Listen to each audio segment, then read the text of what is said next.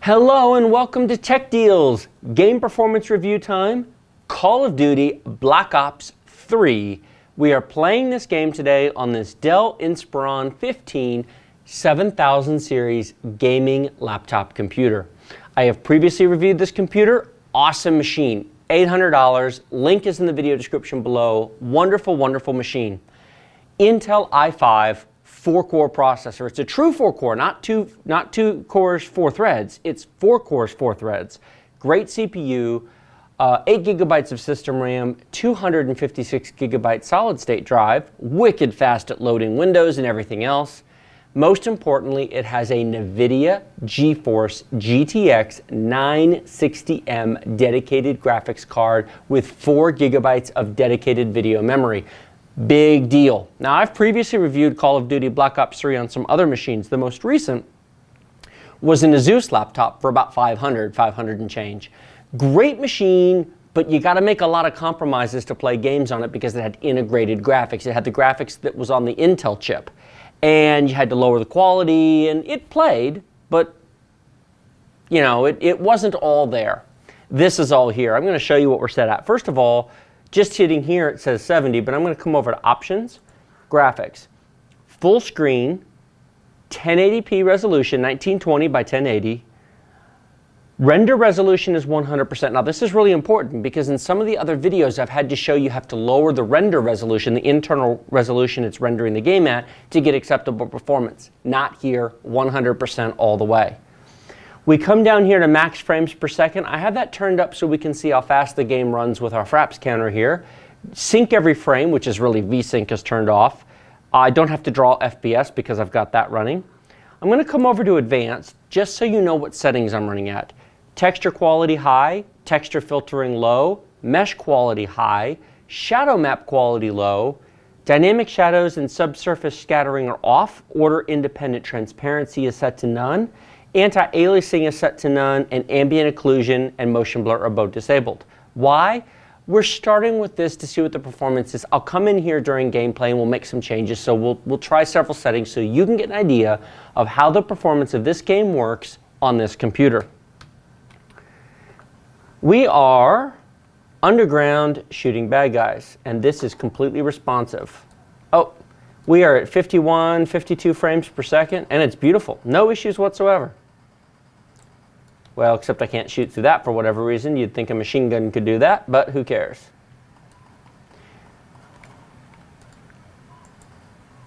There we go. Gotcha. And gotcha. All right, so at those graphic detail settings, we're getting somewhere between 45 to 55 frames per second. Totally playable, very, very smooth. I move the mouse, I press the keys. This is why I don't do reviews where I just show you charts with average frame rates. I think those are next to useless. Some games at 30 to 40 frames per second are totally playable because when you press keys, the game responds instantly. Other games, you could have 60 frames per second, but the computer's overwhelmed and you press keys and there's lag between when things happen. So that's why I do these live demos. Options. Graphics, we're going to come over here to advanced. We're going to set texture filtering to medium. We're going to set shadow map quality to medium. We're going to set anti-aliasing to full screen anti-aliasing. And we're going to leave everything else the same. Yes, I want to apply those settings. Now let's see what happens.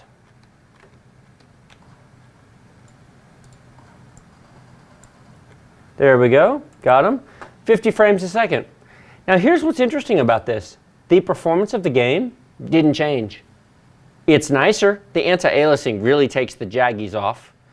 Now I'm looking at this on a 27-inch monitor back here, and you're watching this here on a 32-inch monitor. The reality is, if you play on this laptop screen, which is 15.6 inches, 15.6-inch diagonal, do you need anti-aliasing at 1080p? Yeah, probably not. I don't use it personally when I play on this screen. When I play on a screen this size, absolutely, you need anti-aliasing.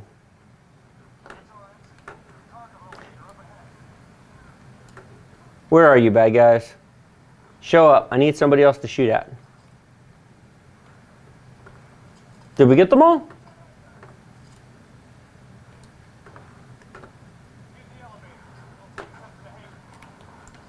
There we go. There's some bad guys to shoot at. Oh, that's not good. Got him. Now, if you've been watching the frame rate counter up here, absolutely. Let's turn it up some more. Options, graphics, let's see here, advanced, texture filtering high, mesh quality high, shadow map quality high, dynamic shadows on, subsurface scattering on, order independency medium, volumetric lighting high, anti-aliasing.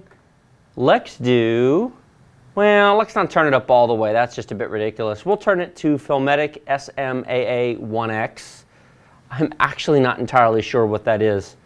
Ambient inclusion we'll set to high, and motion blur dynamic. I'll bet you this doesn't run as well. But we'll see. It might. I actually haven't tried this combination yet. 44 frames per second. Well, there you go.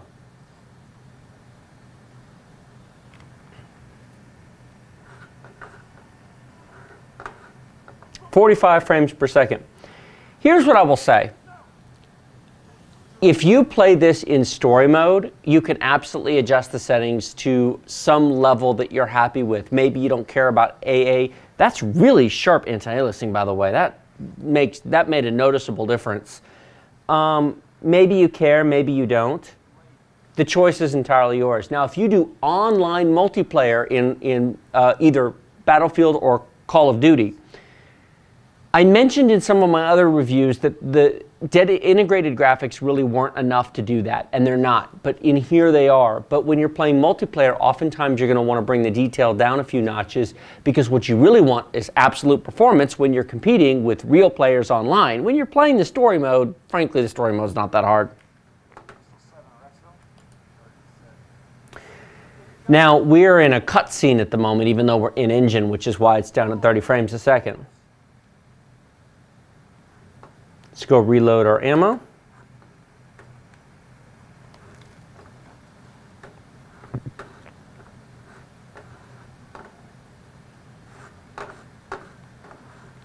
Where did my friends go?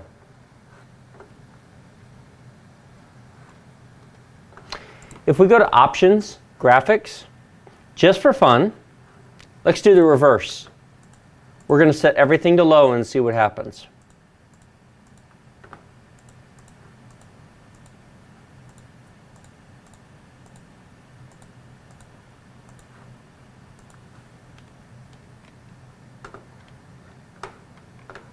"90 frames per second. So now you've seen the difference between the absolute max resolution